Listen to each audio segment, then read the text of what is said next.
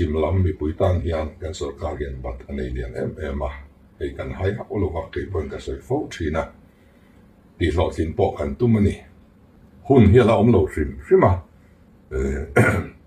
ti chuan avai bel se som kwa hi alarvia maya avai bel se som kwa ngor a hian ngai to na sen tur ani lo ba so lai kong toy zo ka po avai bel se som di panga kan sen po chuan ai thui zo estimate anon thelua hi chuanin avai chuan vai bel se zahi a chuan ngei arin oma chuan chuan vai bel se som kwa ngor ka ani tur ani lo ba ai point atam thea atam porin omsa a so lai kong siam than tura sungai ang kha ida tiang kan tia chu milong ha de lek angaya clear tu le ngai thla tu zong te in zawa in chibai ka buk chewa du sang ber ka hlan bok chewani ole tun tu ma chuanin zonet jb ina ni somni pasari april sang ni somni panga a ATL road chungchanga chief minister tu soi an ti chua hi kan ngai thadon nia ATL road chungchanga hi nie ZPM hianin LMC in Khandona khanin ATL road chungchang chataka en kolkha anin tiam ania chu pathian le lunglei chim lam mi pui zong te ma a ZPM tu tiam kha ania tun chuma hianin enga tinge anfati harve ti te hei chen ti lowa oma hi enge chan ti hi mi pui zona tamtak aloni ta a kan ria thawangin ZPM sarkar chuanin financial year khat kum khat chunga kha year of consideration in ren chem kumatan khan an puang ania chumi a chung te wanga ti lo chungen ni ti lai vela teng te hi chief minister ti soidana hi ken ngai khadon nia chumi ma chuanin zonet jp in ni somni pasari april sang ni somni panga a anti chua hi kan ngai kha phot don ni tu nai lo ngai kha ang ATL road chungchanga chief minister pulal do ma chuan vaibel se som ko ngora ngai to na sen tur ani lo thu soin mausen chukang mun south chu CRRI ten anjir chiana estimate an siam nuwa atrulang zat da anin huam thu soi lunglei not bill to mle pu vimal som tuang le lunglei south bill to mle puloram li ten zaina CM an komna chief minister pulal do ma chuan ATL road chungchanga vaibel se som kuangor ngora ngai to na sen lo tur ani thu asoya puk pui trumau sen siamnan cheng vaibel se somli panga anda phota hei hi kong seizong ngai to in atam ma ania alan thu sein thataka siam andu wangin poisa anda nem ni in soi tuna siam tur bak zong mausen chukang mun south in kar chu central road research institute 10 anjir chen nuwa estimate an thelu dona cheng vaibel che zale a aya tam thleng ruaman atul theinia soin atul zat da bel anin huam thu soya CRRI te chu kar le lama anron thlen be se ni thule CRRI te chu anrin tlakin an thabik thu soibok chief minister chuan ATL road siamnan atira cheng vaibel che chuang po sangson se thok le khata an mangseng tak don chuang lo ni in soya estimate om photlo chuan administrative approval le expenditure sanction pek thei ani lo thu soin sarkar ain honlaya an ngai thiam lo lui tlat don ani chuan politics ain rolem ti a ola NGO te phei chu an film tha arin thu a soibok chief minister chuan ATL road chungchanga norhial tum anom chu an soidan fu chi lo wang le thil ni na tak khria chen lo wang ani thei thu a soya chimlami puitan an sarkarin batan neilen thule LMC in Khandona anaw hlalian ber pakhat chu ATL road chungchang ni thu soin pathian le chimlami puite ma anin tiamna ani awangin ti hlotlin ngei an tum thu asoibok ole hemi chungchanga chief minister ngei thu soya hi ngai thale photang ole hei ATL road chungchanga norhia tumte hello omta MLA te in ron tan peirum ruma in kom na hun thatak kan nei hi lo ong ka tia kan soidan a fu chia lo wang te ponia na kin thil ni dan dik tak ria chen lo wang te po ani thein ka ringa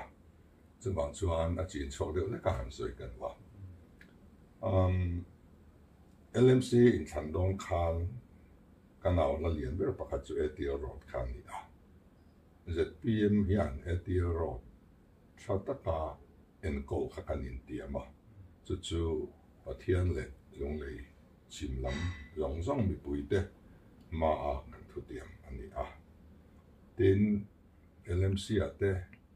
si zong min han pe a kan lo me ema chin na nuwa a local council in san na te po result tak pe kan ni so zela chimlam mi puitan hian kan sarkar hian bat anei lian ema ei kan hai ha olowa ke pon ka soi fo thina ti lo tin po kan tumani tin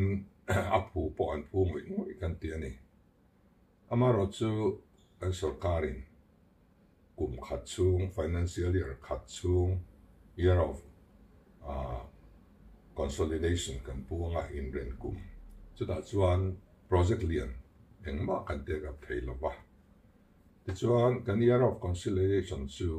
alo top da a top nu a hian thak khat po alapum lu man lo ani chu wang chuan year of consolidation a top nu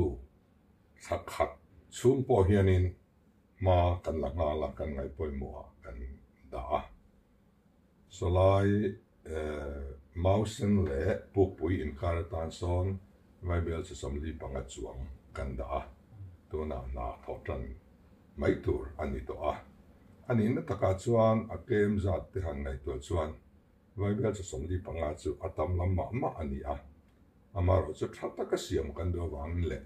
so lai so chekum lun so tama wangin kan sarkar nan wai chuan that de wati kan do wangin poisa po kan da tama tin puk puya tanga khochung it kar so ti kan tum le boka tin mausen na tanga south kang mun in kar ai thui zo khi kan ti le don boka chumia tan chuan in India rama hian company lian estimate siam thiam an oma chumi te chu project lian a chuan an ruai thina ke ni point kan ruai ve chumi te khuda chuan kan da chumi te chu Central Research Central Road Research Institute CRRI an ni tuna hian kar le lam te chuan an thlen chho kan ringa chu chuan in tuna crore som li le panga kan da bak jong so estimate kan siam dir don ani an ni siam herin tlaka athabi ka kong tha kan du chuan CRRI man ngei hi atul kan tia ti chuan an nin estimate an han siam anga an siam zo ve le an ron thelu tanga ti chuan in atul ang zat poisa kan da le mai dona hun hi la omlo rima ti chuan avai bel se som kwa hi alarvia maya avai bel se som kwa ngor a yang ngai tu na sen tu ra ni lo ba so lai kong toy zo ka po vai bel se som li panga kan sen to chuan